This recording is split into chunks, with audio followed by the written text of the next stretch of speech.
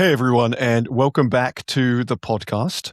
Today I'm joined by Beau Lotto. We're going to be discussing neuroscience, perception, uncertainty, and its connection to us as educators who deal with experiences, adventure.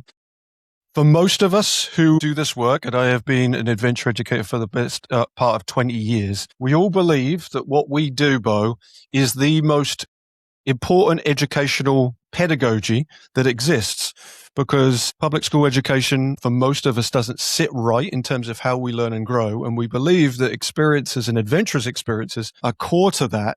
And yet, as I have experienced this, I don't think I really truly understand what is happening in the brain. I'm not sure I understand all of what's going on at play. And maybe I'm diminishing experiences by not knowing the larger scope of it. My first question to you, though, is as I say the word adventure, I ask this often of participants. How would you define that word from your perspective? How would you define the word adventure? It's a word I love, by the way. It's a word I use and have lived, and I use it in contrast to, say, exploration. I see them as being fundamentally different, for instance. So creating a context for what I think of adventure, I think an adventure is going where you have no idea what the destination is going to be. Whereas an exploration, you kind of know I'm going to the South Pole, and then when I get there, I'm going to explore, right? But an adventure is I'm heading off, I'm going to find my way, I'm going to make it up as I go along. And so I think adventure is basically living life. I think none of us really know what we're doing, and none of us really know where we're going to end up. But, right? And so really the skill of learning is the skill of being on an adventure and embracing it as an adventure. So I personally use the metaphor of a river. And when I work with individuals, work with couples, or work with groups, I work with senior leaders, etc. But the reality is that we're on a river. Life is a river.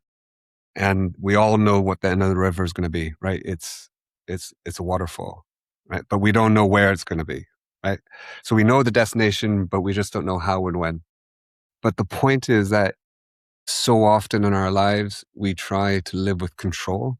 I mean, if you look at almost all sort of how to live a better life, it's all about control, about how to control my brain, control my mind. You can't control the river. And so what people try to do is they'll try to go upstream. First of all, you need to acknowledge that they're on a river. Like, life is movement. You're moving, whether or not you have the paddle in the water or not, it's still moving. Right? So we try to control the river. We can't control the river. But what you can learn to do is navigate the river. But that river is going to have white water. That's the adventure. It's going to have white water. There's going to be calm sections. There's going to be massive stones. There's going to be all kinds of things, right? Fish, all this kind of stuff, right?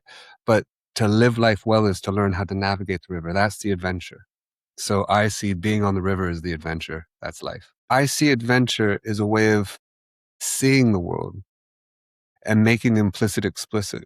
It's a bit like we've done a lot of work on the power of awe and wonder for your brain. We're the first lab to show what happens when you experience awe and wonder inside your head there.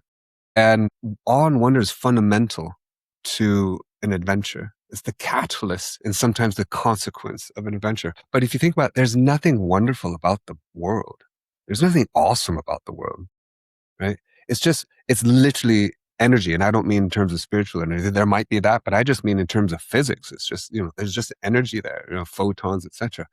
And that's all that's falling onto your eyes.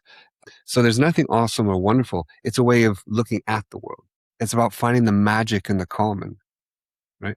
So same with adventure.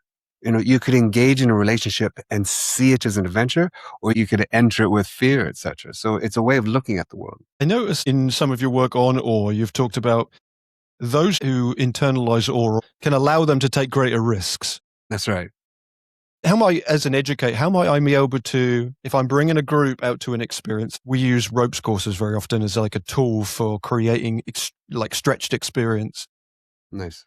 And I'm bringing them into that. How might I utilize that more effectively, allowing something to happen, but I'm not maybe taking advantage of it? It's a good question. So I was just supporting a group for the last 3 days up in Napa Valley. And part of that was to initiate how to enter the space.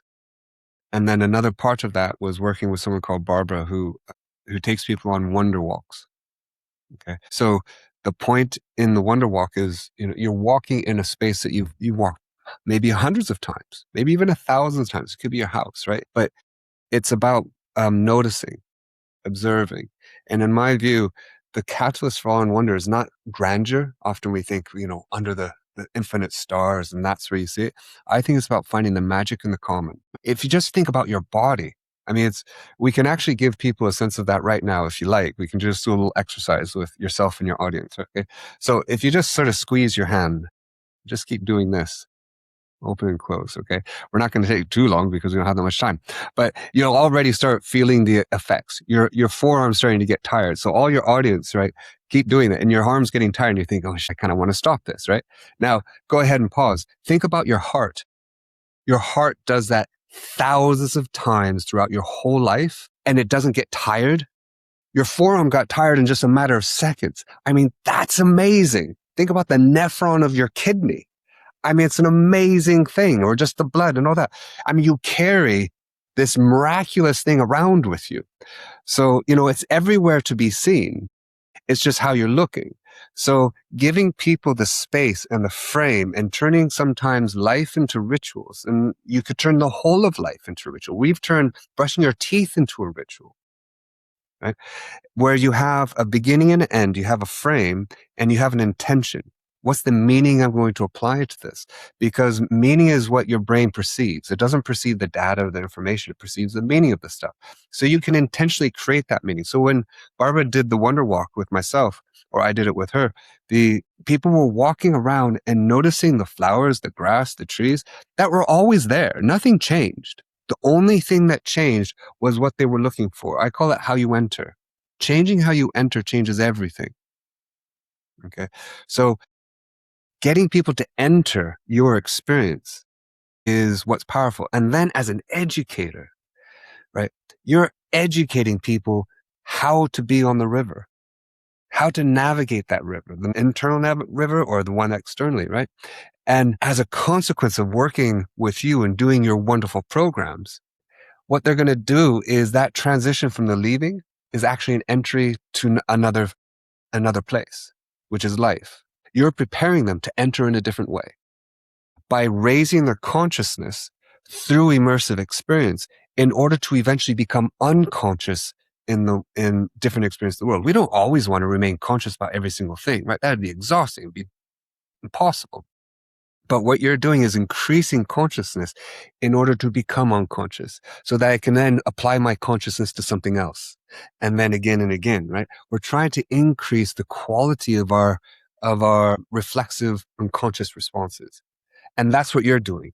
You're helping them unconsciously navigate that river by putting them in the river, alongside them. This is where I feel like the tension between what I would say is traditionalized educational models and our educational models is differing. Rather than telling them this is the solution to this is the answer to the solution.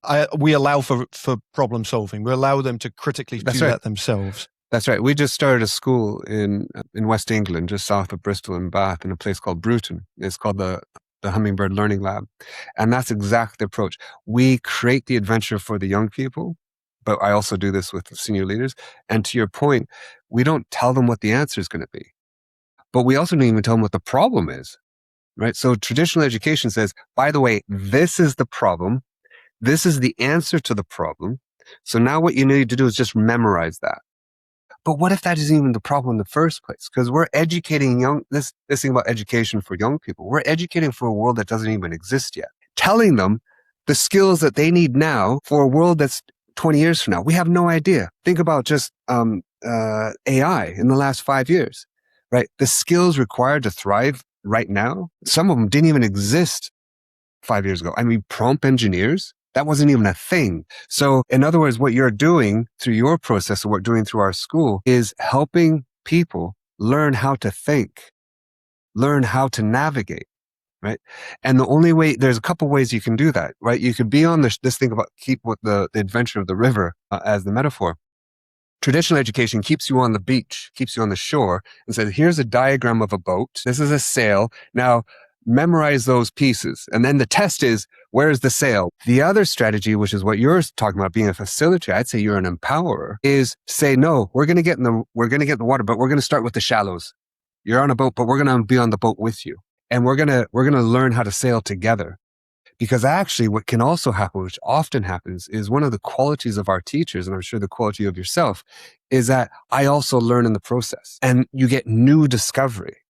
And our program resulting in the youngest published scientists in the world, make an original contribution to science at 8 to 10 years old on bumblebee research.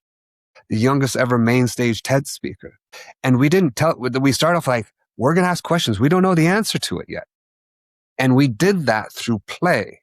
And adventure can be play, because play is where your brain loves to not know. Play is where your brain wants to not know what the destination is going to be. What team do you support in football? Ipswich Town.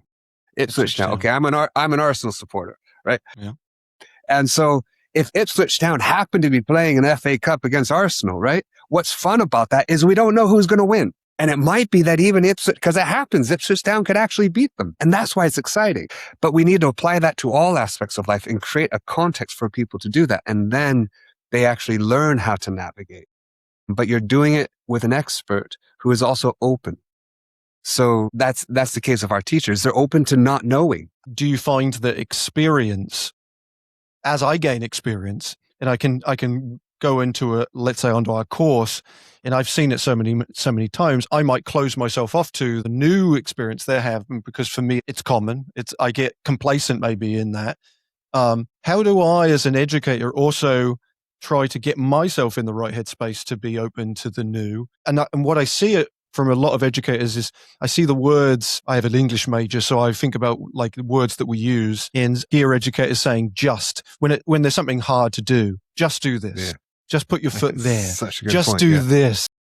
And I wonder if the just is a creation of their own experience, right? Because you've done it so many times, so you've diminished it. How do we keep ourselves playful and new? Yes. Not only have you diminished it, and it's a word I use, right? And when I'm in conversation with, for instance, we've developed this new platform and I'm working with Rich, we've been working together for years, and Rich is the one actually doing the coding. And I said, could we just do this? Right.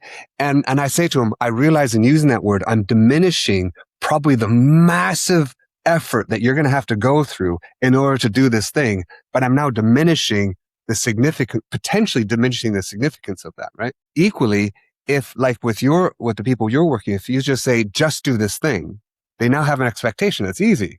So if it's not for them, they might feel like this is meant to be easy, but I'm finding this difficult. Something must be wrong with me. So I love your point, which is to be conscious of the words we're using and the tone we're using, because those words and that tone truly reflect how we're entering that moment and also can expand or constrain the other person. And so that's one of the true exercises we can do, first of all, but I'll come back to your other point, which is if you, for instance, use negative words and negative tone, okay, and let's say you're using this in this conversation, your brain is listening to you.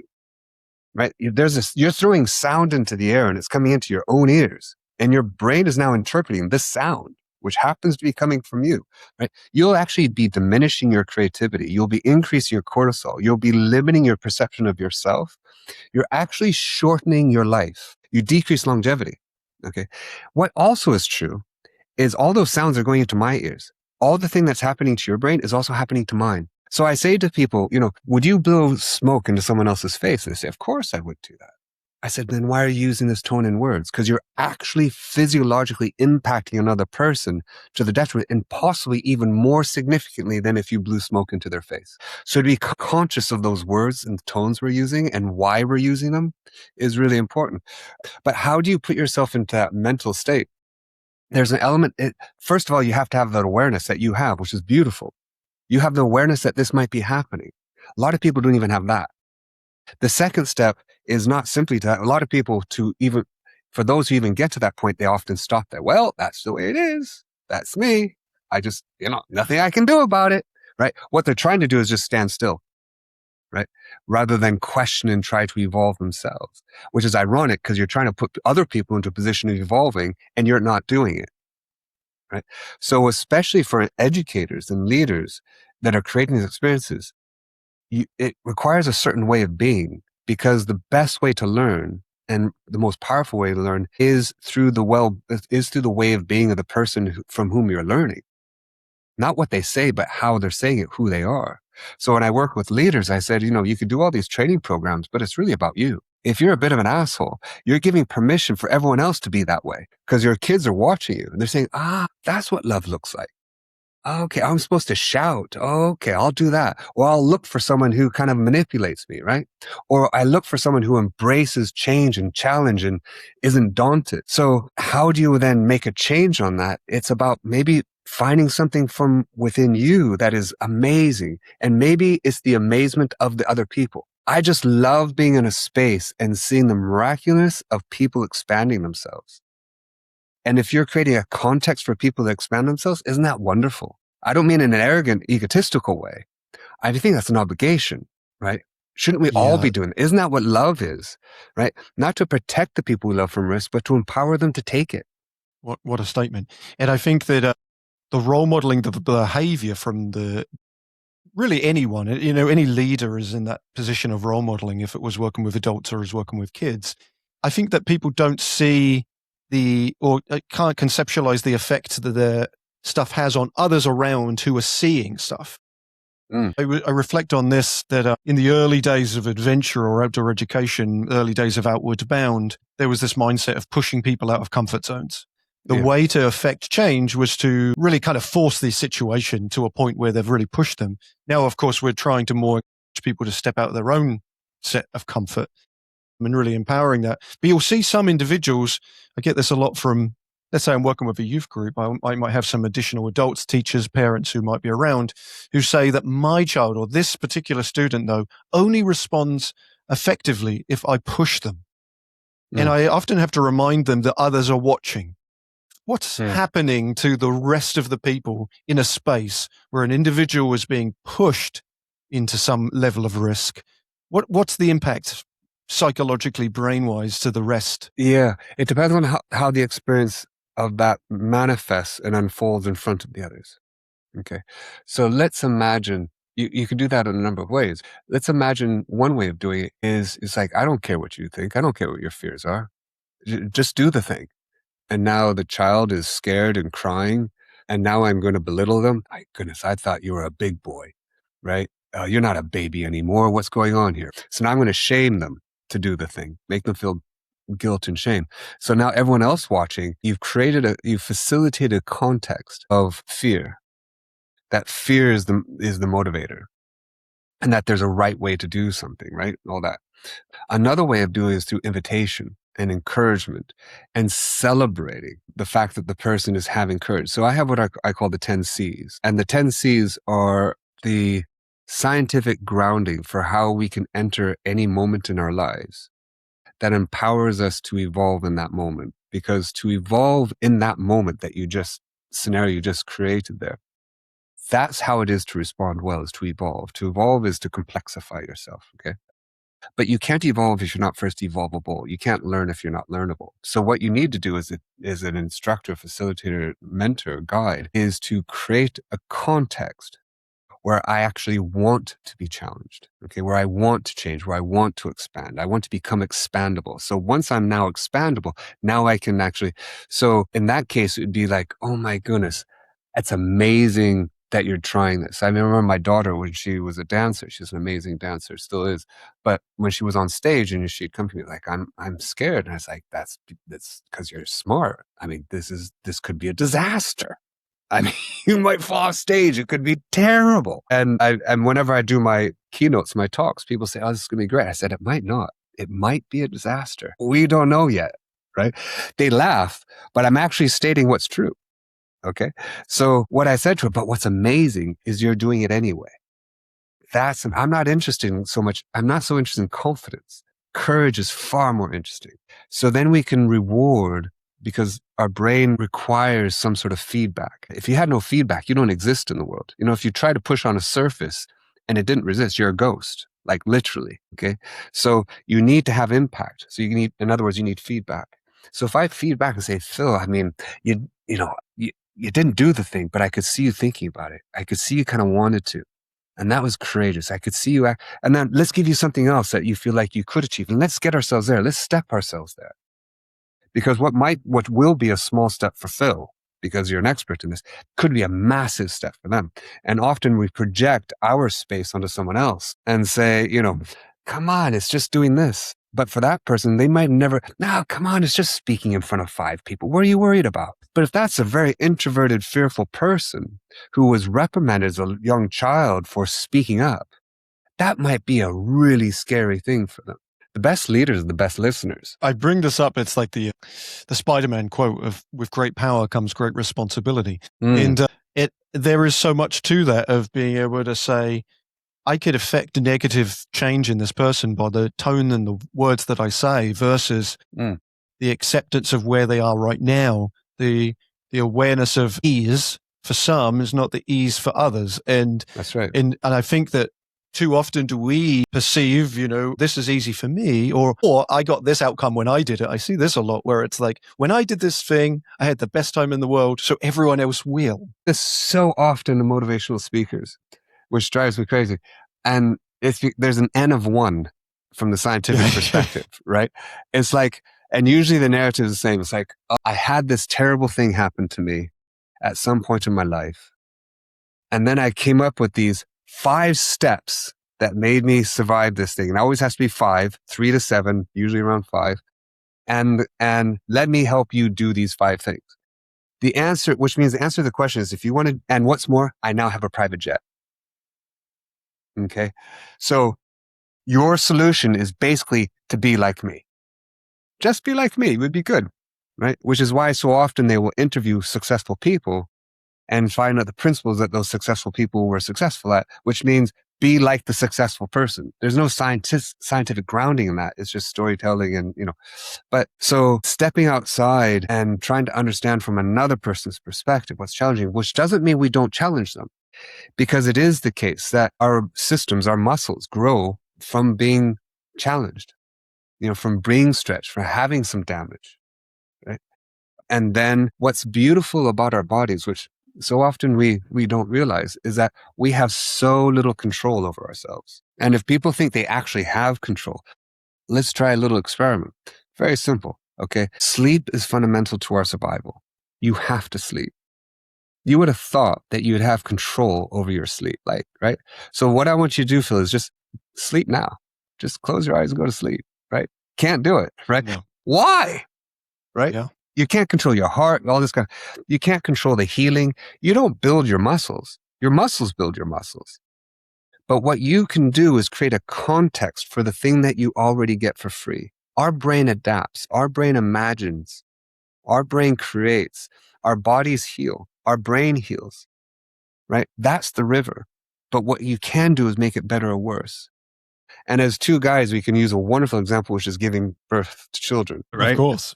Not to tell people how to do it, but as a beautiful witnesser of someone doing an amazing thing that we could never do, right? Giving birth. And so when my first child was coming into the world, I was looking at Sarah saying, this is happening to her. She can't stop this from happening. She can't say, you know what? I'm a bit tired. Let's do this tomorrow, right? What she could do, the only thing she could do was make it really awful or really, really, really awful, right? In other words, painful. She was on the river. But what she had to do, and Abby with my youngest little guy, Blue, she was there and suddenly she says, I feel the need to push. And the midwife said, yeah, do that. She didn't decide to push. Nature said, now is the time to push. Now what she could do is get scared, contract, but she's a yoga teacher. So she breathed into it. She tried to calm herself. In other words, she went with it. So this is what we can do. We can set people the challenges and help them navigate those challenges. But we still want to push. We still need to have that setting the context for your muscles to grow. We stretch them, but you have higher sleep, you decrease your cortisol, you have protein, you enable that system to do what it can already do better. And the avoidance of uncertainty is going to lead to no growth.